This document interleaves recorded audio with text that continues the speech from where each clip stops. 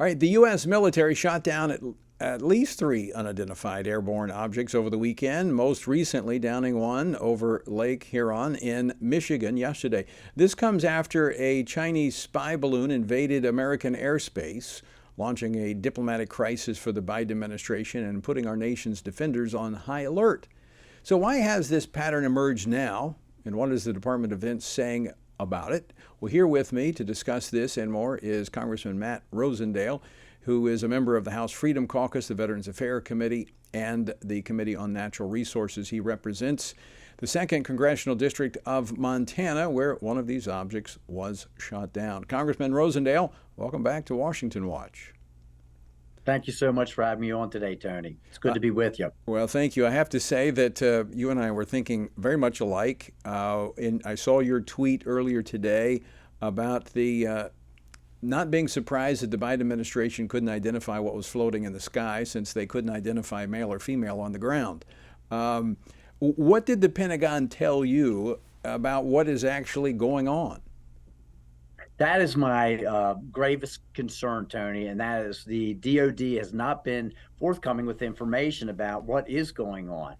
We've had now 4 different aerial devices flying around, if you will. The first was the very large Chinese spy balloon. We know that that's exactly what it was. They have shot that down. So we had a classified briefing, and while I'm not allowed to say what was told to Congress at that meeting, unfortunately, not a lot was told to us during the meeting. We know that this big balloon entered Alaska airspace. We know that it flew through Alaska, over Canada, entered Montana.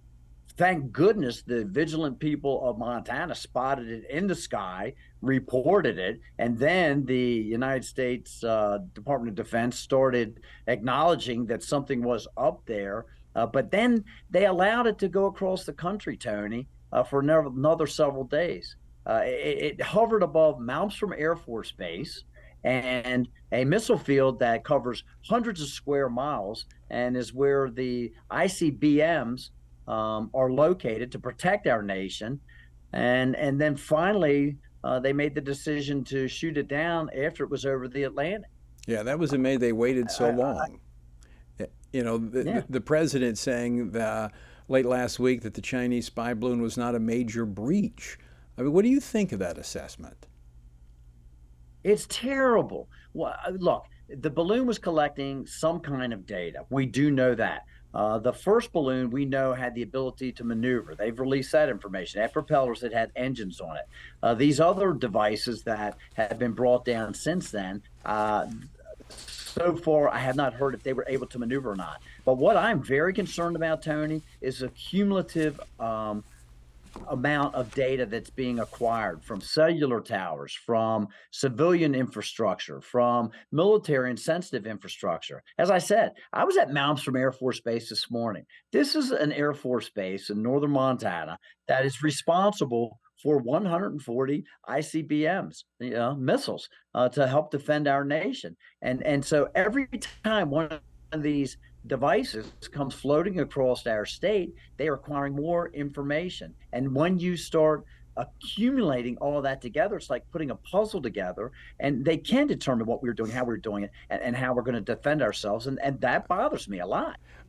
Congressman, the Democratic leader in the Senate says it's the opposite, that we gained all kinds of intelligence about the Chinese. I'm going to play clip number 3. Play clip number 3. I'm going to get your response to this. We got enormous intelligence information from surveilling the balloon as it went over the United States. Didn't the Chinese get enormous intelligence as well? Well, they could have been getting it anyway. So we were watching that balloon, and we got a lot of intelligence off of watching that balloon? Look, I don't know whether Mr. Schumer is doing this out of malice or ignorance, but either way, it's dangerous. That's what I will tell you. And anytime that these devices enter American airspace, they should be brought down. They should be brought down in a safe fashion. They should be brought down in a fashion that we can try to see what kind of equipment is on them. And if we can't do both of those, then we should just make sure that we destroy them so that the Chinese Communist Party is not allowed to acquire information about civilian infrastructure, about military military infrastructure and about cellular information as they go across our country. That is just a bad idea. And it's part of the national security compromise that we have seen take place over the last several years under the Biden administration. Our southern border, Tony, as you well know, is wide open.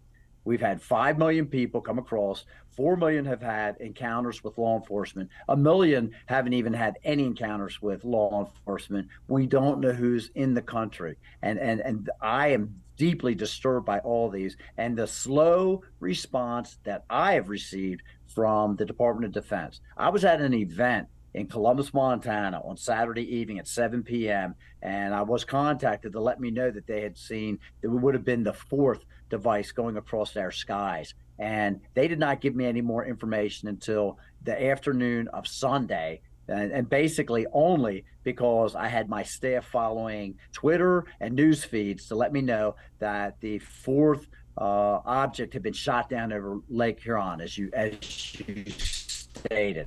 That's problematic.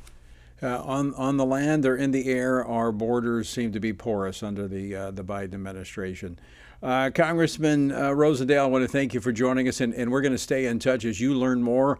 We want to learn more about what is actually happening. Thank you so much, Tony. Appreciate it.